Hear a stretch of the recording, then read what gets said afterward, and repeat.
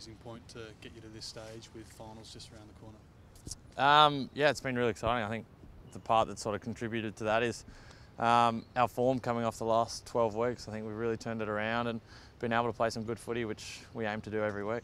What's in your mind been the reason for the turnaround? Oh, probably just a strong, consistent performance from everyone. You need all 22 playing well, and you need to do it for 4 quarters. So I think that's been a big part of us turning it around. Last time you played Carlton, they ganged up on you a bit. What have you learnt from that?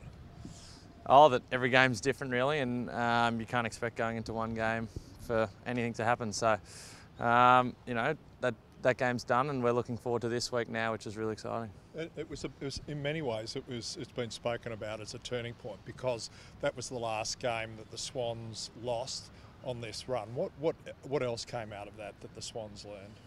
Oh, that we were probably 0-6 really. That's a massive thing that glares us in the face, and we didn't want to miss finals. So we did everything we could to get back to where we are today, and now again it's the same as what we've done the last 12 weeks. We focus on week by week. It's pretty much a cliche and it's a bit boring to hear, but that's the way we've done it really. Is that among the most sort of frank reviews though that you've been involved with? Like after that Carlton game, was everyone just quite honest about what was there? Oh yeah, you're honest every week, which is the best part. If you want to be a successful club, you can't beat around the bush, and honesty is the best way to move forward and to get better. So that's what we try to do every session really. Is the defence a different place to be when Jared's out there with you? Because he was one of the things that changed during the year. Yeah, he's a great player, and he's really made a difference coming into our side this year. So, his composure, experience and leadership, they're all invaluable really. So it's great to have him out there. Having that back line settled with Jared, Dane Rampy missed that start of the year. How important has that been in this run that you've been on? Because you haven't really changed the back 6, 7 or 8 for 12, 14 weeks now. Yeah, I think, as I said before, they're great leaders, and if you can get two great leaders into a back 6, it's really great for us, especially Lewis and myself, Nick Newman, Jake Lloyd, all those guys that are still learning.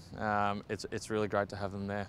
Is that because it has to be second nature to know where the get-out handball is in backline? You can't look around, you just know that Jared will be there or Dane will be there? Or Yeah, there's a few different factors, but their cool heads under pressure is really what helps us, and it's a great trait to have as a footballer. So it's one that I sort of look upon those guys and try, emulate myself. Is there any danger? I guess you put so much energy getting back into the finals after the 0-6 that the team's burnt out at all? No, I don't think so.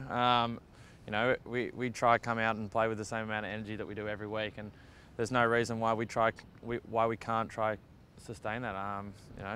We've shown over the last 12 weeks it hasn't bothered us, but as I said before, it's a bit of a cliche, but we're just trying to look after this week and do what we've done.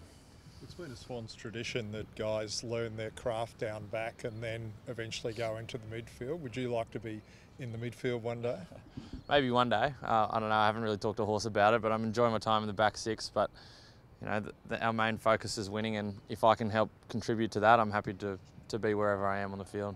Is it more a lot more vocal instruction there now that Macca and Dane are back, or did that not really change much when they were missing? Or no, not really. That's always the same most weeks. So as I said before, it's just their leadership, with their cool heads and under pressure and different things like that that's really made a difference. Jed Lamb had a crack at Sicily last week.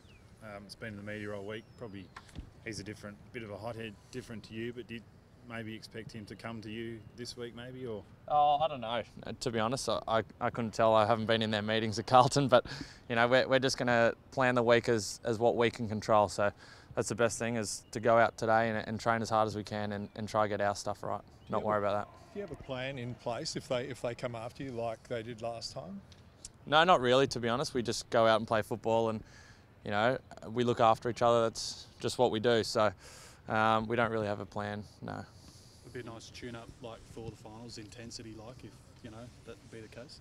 Yeah, it's going to be a real cracking game, and then it's going to be hot. So they've been playing good footy over the last 4 weeks, Carlton. So we're going to expect them to come out hard, and we're looking forward to a competitive match.